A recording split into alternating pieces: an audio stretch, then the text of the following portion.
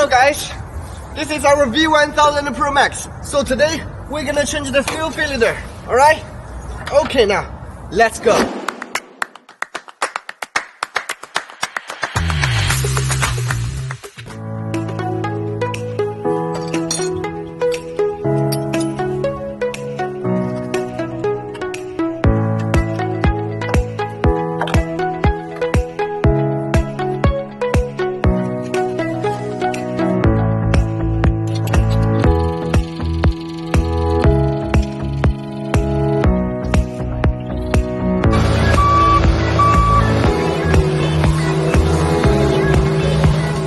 Alright guys, so we finished to change the filter, and don't forget to bleed the filter for around 3 minutes. Then you can run it. Alright, thank you everyone. Bye bye.